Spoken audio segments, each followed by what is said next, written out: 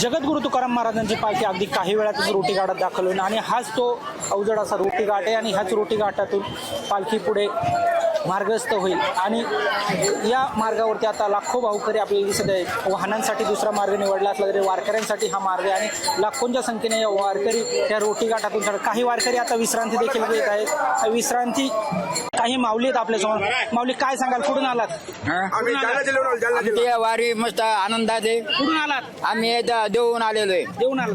आता रोटी घाट चढायचं, चढणार ना? काय वाटतं वारीत एकदम आनंद वाटतो. तुमचं वय काय आहे? वय 72 वर्ष आहे. तर वयाच्या वर्षात तुम्ही एवढीच वारी चालून जाता, काय भावना आहे तुमच्या?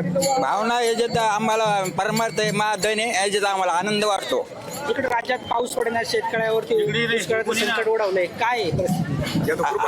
देवाची कृपा आहे, त्याचा विठ्ठलाची कृपा. अजून देखील काही माऊली काय सांगाल तुम्ही? माऊली विसरले आपल्याला? माऊली आम्ही जालन्याहून आलेलो आहे. आम्ही पायीवर वारी करतो आणि पाय सुद्धा माझ्या काही नाही, बगर चप्पलचा बगर पुढची वारी करतो मी. हा, माझ्याकडे विना सुद्धा आहे. आनंद आहे असल्यामुळे काही वाटत नाही माणसाला आणि निसर्ग शेतकऱ्यावर कोपलेला आहे. कृपा माऊलीची शेवटी येणारच एक दिवस. नाही, माऊलींनी सर्व कोपले असं नाही, माऊलींनी इंद्रायणी देखील स्वच्छ केली. नाही, इंद्रायणी तर स्वच्छ केलीत ना माऊली, पण आता कसं निसर्ग आता पाहिजे शेतकऱ्याला गरज त्याची. हो माऊली काय सांगाल, तुम्ही देखील कुठून आला? डोक्यावरती कळस घेऊन तुकारामांच्या महाराजांच्या पालखीमध्ये सामील झाला, काय भावना आहे? काय नाही, आपली बरोबर वारी करा, सगळे सुखी राहा, वारी करा. आपली हीच इच्छा आहे. किती वर्षापासून वारी करता? 10 वर्षापासून. या वारीमध्ये तुम्हाला घरच्यांची आठवण येत नाही? नाही, मला गाडी ना म्हणलं मला जाऊ द्या, मला हेच माहेर आहे. हो, इथंच आनंद आहे. पांडुरंगाला भेटल्यानंतर काय साकडे घालणार? बाप काय नाही, सगळे सुखी ठेवा आणि दरवर्षी येऊ द्या मला वारीला. आता पांडुरंगाच्या दर्शनाला तुम्ही पंढरपूरमध्ये दाखल झाला, तिथे लांब लचक लाईन असेल, त्या लाईन मध्ये उभं राहून हा लाईन मध्येच राहणार आणि दर्शन घेणार 2दा.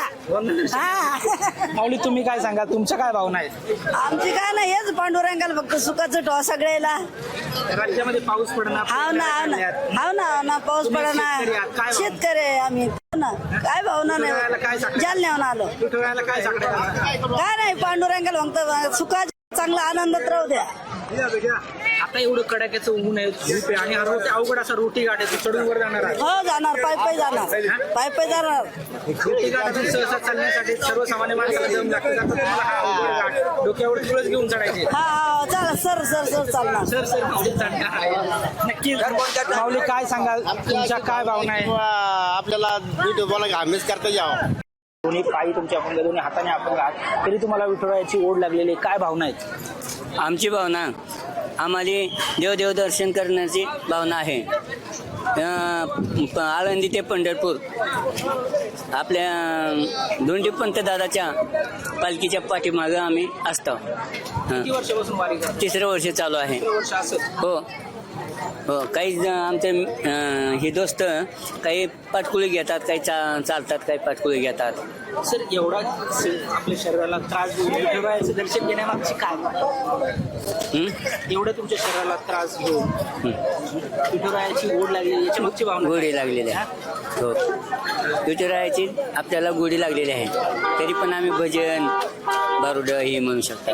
वारकऱ्यांच्या भावना आपण इथे जाणून घेतो. आता अवघड असा विठुरायाचा रोटी घाट हे वारकरी आता विश्रांती घेऊन चढायला सुरुवात केल्याचे चित्र पाहायला. विशेष म्हणजे या वारीमध्ये 2 पायाने अपंग, दोन्ही हाताने अपंग असलेल्या एका व्यक्तीला त्याचे 2 सहकारी पाठीवरती घेऊन ही वारी करत असलेले चित्र देखील आपण याच वारीमध्ये पाहायला मिळालेलं आहे. हीच अशी अनोखी वारी जगात दुसरी कुठेही पाहायला मिळेल. प्रत्येकाला पंढरीची ओढ लागल्याचे चित्र या वारीत आपल्याला पाहायला मिळत आहे. सचिन नुमा, LS मराठी, पाटस, पुणे.